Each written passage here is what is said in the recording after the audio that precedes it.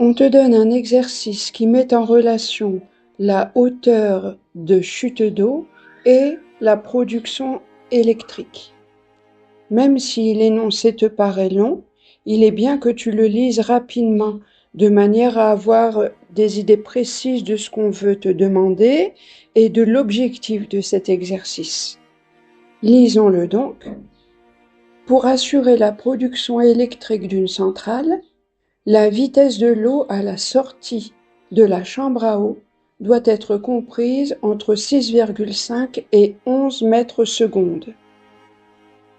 La vitesse de l'eau en fonction de la hauteur de chute est donnée par la relation V égale racine carrée de 2 fois G fois H, avec V qui est la vitesse de l'eau à la sortie de la chambre à eau en mètres secondes et H qui est la hauteur de chute en mètres. La première question te demande de calculer V pour une hauteur de chute de 7 mètres. On te demande aussi d'arrondir au dixième et on te précise que G, c'est 9,81 newtons par kilo. On te dit aussi qu'on modélise la situation précédente par la fonction f, définie sur l'intervalle 0,7, par la fonction f de x égale 4,4 fois racine carrée de x. D'où la deuxième question, donner le tableau des valeurs de f de x sur cet intervalle, arrondir les valeurs au dixième. La troisième question te demande d'indiquer graphiquement si une hauteur h de chute d'eau de 4,5 mètres permet le bon fonctionnement de la centrale. Justifier la réponse. Tu notes qu'à la question 2, on t'a demandé un tableau de valeurs. À la question 3, on te demande de faire un graphique avec la valeur de 4,5 mètres. Donc, il faudra en tenir compte. La question 4 te demande d'indiquer la condition sur la hauteur de chute qui permet le bon fonctionnement de la centrale. Tu as lu tout l'exercice en 2 minutes et ça t'a donné beaucoup d'informations avec l'objectif final, comprendre à quelles conditions de hauteur de chute d'eau le fonctionnement de la centrale est bon. Reprenons l'énoncé au début. Et maintenant, tu dois avoir une feuille de brouillon sur laquelle tu vas noter les informations indispensables. Il est dit que pour assurer la production électrique d'une centrale, la vitesse de l'eau à la sortie de la chambre à eau doit être comprise entre 6,5 et 11 mètres secondes. Ça, tu le notes sur ton brouillon. Donc la vitesse utile est comprise entre 6,5 et 11 mètres secondes. La vitesse de l'eau en fonction de la hauteur de chute est donnée par la relation V égale racine carrée de 2 fois G fois H.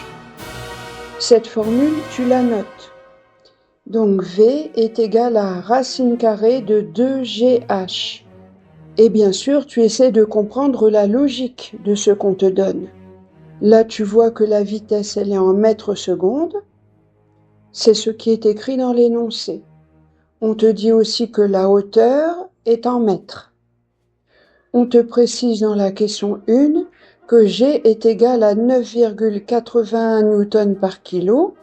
On peut dire aussi que G est en mètres secondes carrés. Et si tu comprends ça, tu vois que sous la racine carrée, tu as mètre au carré sur seconde au carré. Donc racine carrée de mètre au carré sur seconde carré, ça te donne la vitesse en mètres secondes. Donc tout est logique. Donc tu as noté tes informations sur le brouillon. Tu vas pouvoir répondre à la question 1. Calculer V pour une hauteur de chute de 7 mètres. Là, tu vas directement sur ta copie et tu notes que si H est égal à 7 mètres, alors V est égal à, et tu remplaces G et H par leur valeur. Tu sais que G est égal à 9,81 Et tu sais que h est égal à 7 puisque c'est ça qu'on te donne. Il te suffit ensuite d'utiliser ta calculatrice et tu trouves que la vitesse est à peu près égale à 11,719. Et bien sûr, tu dois lire et relire la consigne qui te dit d'arrondir au dixième. Donc, tu as arrondi au dixième, ce qui te donne à peu près 11,7 mètres secondes. Maintenant, on te dit qu'on modélise la situation précédente par la fonction f, définie sur l'intervalle 0,7 par f de x égale 4,4 fois racine carrée de x. Donc, on te dit qu'on modélise la situation. Quelle situation? La vitesse de la chute d'eau qui est égale à racine carrée de 2 fois g fois h. Alors, il faut trouver la logique de cette modélisation. La racine carrée de 2 fois g fois h, c'est la racine carrée d'une multiplication de trois nombres. Et tu sais que la racine carrée de a fois b fois c, c'est la racine carrée de a fois la racine carrée de b fois la racine carrée de c. Ça veut dire que la racine carrée de 2 fois g fois h, c'est la racine carrée de 2 fois la racine carrée de g fois la racine carrée de h. H, tu ne connais pas, normalement, puisque c'est le x dans la fonction. Par contre, racine carrée de 2 fois racine carrée de g, c'est racine carrée de 2g, c'est donc racine carrée de 2 fois 9,81. C'est donc la racine carrée de 19,62 et la calculatrice te dit que racine carrée de 19,62 c'est à peu près 4,4. Et donc là tu vois que finalement racine carrée de 2gh c'est à peu près égal à 4,4 fois racine carrée de h. Et donc tu comprends pourquoi on a modélisé avec la fonction f qui est égale à 4,4 fois racine carrée de x. Si tu comprends bien les informations, ça te permet de ne pas travailler à l'aveuglette. Maintenant, la question 2 te demande de donner le tableau des valeurs de f de x sur cet intervalle. Cet intervalle, tu l'as noté sur ton brouillon, c'est 0,7. Mais tu te souviens aussi que quand tu as lu tout l'énoncé, on t'a demandé une valeur à 4,5 mètres. Donc tu vas donner un tableau de valeurs de 0 à 7. Tu peux utiliser simplement les unités, mais tu ajouteras entre 4 et 5 la valeur de 4,5. L'énoncé te précise d'arrondir les valeurs au dixième, donc tu n'oublies pas ça. Et tu prends ta calculatrice pour trouver les valeurs de f de x pour x de 0 à 7, y compris x égale 4,5. Et justement, nous arrivons à la question 3, indiquer graphiquement si une hauteur h de chute d'eau de 4,5 mètres permet le bon fonctionnement de la centrale. Donc tu vois déjà que sur ton tableau, à x égale 4,5, tu as f de x, c'est-à-dire la vitesse, qui est à 9,3. Mais on ne te demande pas de répondre par rapport au tableau, mais graphiquement. Ça veut dire quoi? Ça veut dire que tu dois tracer ton graphique.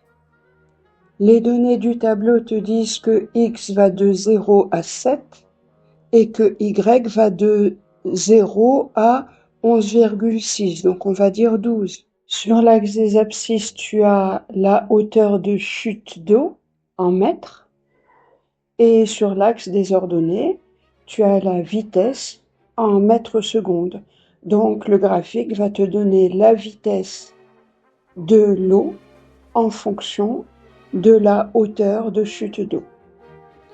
Maintenant, tu notes sur le graphique les points qui correspondent aux données du tableau que tu as construit, ce qui te permet de tracer ta courbe. Et si tu relis la question 3, on te demande d'indiquer graphiquement, si une hauteur h de chute d'eau de 4,5 mètres. Donc, tu notes sur ton graphique le 4,5 mètres pour ce qui est de h. Et est-ce que cette hauteur permet le bon fonctionnement de la centrale? C'est ça que tu étudies maintenant sur le graphique. Donc là, tu reprends ton brouillon et tu vois que tu as noté que la vitesse utile, c'est-à-dire la vitesse qui permet de produire de l'électricité, est comprise entre 6,5 et 11 mètres secondes. Donc tu repères cet intervalle sur ton graphique. Tu peux tracer une droite à la vitesse de 6,5 mètres secondes et une autre droite qui correspond à 11 mètres secondes. C'est dans cet intervalle de vitesse de chute d'eau que la centrale peut produire de l'électricité. Et si tu croises cet intervalle avec la courbe de hauteur de chute, tu trouves l'intervalle de la hauteur utile à la production d'électricité. La hauteur de chute utile à la production d'électricité, d'après ce graphique, est comprise entre 2 mètres et quelques et 6 mètres et quelques. Et 4,5 appartient à cet intervalle. Donc, pour répondre à la question 3, elle te demande d'indiquer graphiquement si une hauteur h de chute d'eau de 4,5 mètres permet le bon fonctionnement de la centrale. Oui, tu vas noter ça sur ta copie. Et on te demande de justifier la réponse, donc tu vas écrire ton raisonnement. En présentant ton graphique, bien sûr. Nous savons que la vitesse de chute d'eau utile à la production d'électricité est comprise entre 6,5 et 11 mètres secondes. Le graphique fait correspondre cet intervalle à un intervalle de hauteur de chute compris entre 2 et quelques et 6 et quelques. 4,5 appartient à cet intervalle, donc h égale 4,5 mètres est une hauteur qui permet le bon fonctionnement de la centrale. La question 4 te demande d'indiquer la condition sur la hauteur de chute qui permet le bon fonctionnement de la centrale. Et bien là, on te demande de préciser par des calculs ce que tu as découvert graphiquement. Donc, si tu reprends le raisonnement à la base, tu vois que la vitesse minimale de la chute d'eau pour qu'il y ait production d'électricité, c'est 6,5 mètres secondes. Et la fonction qui modélise cette vitesse, c'est 4,4 fois racine carrée de x. Ça veut dire que la vitesse minimale est égale à 4,4 fois x minimum, c'est-à-dire fois la hauteur minimale. Donc, c'est ce que tu notes sur ta copie. La vitesse minimale, tu la connais, c'est 6,5, qui est donc égale à 4,4 fois la racine carrée de la hauteur minimale, x minimale. Ça veut dire que la racine carrée de la hauteur minimale est égale à 6,5 divisé par 4,4. Ça veut dire que la hauteur minimale x minimum est égale à 6,5 divisé par 4,4 au carré. Ça fait à peu près 2,182. Et donc, on va arrondir forcément au supérieur. Donc, ça fait à peu près 2,2 mètres. Tu fais la même chose à partir de la vitesse maximale. La vitesse maximale est égale à 4,4 fois la racine carrée de la hauteur maximale. Et la vitesse maximale est égale à 11. Donc 11 est égal à 4,4 fois la racine carrée de la hauteur maximale. Donc la racine carrée de la hauteur maximale est égale à 11 divisé par 4,4. Donc la hauteur maximale est égale à 11 divisé par 4,4 au carré, ce qui donne environ 6,25 mètres. Et tu vois que les chiffres correspondent à peu près à ce que disait le graphique. Donc la question 4 te demande d'indiquer la condition sur la hauteur de chute qui permet le bon fonctionnement de la centrale. La conclusion est donc que la hauteur de chute doit être comprise entre 2,2 et 6,25 mètres. Et ainsi tu as répondu à toutes les questions.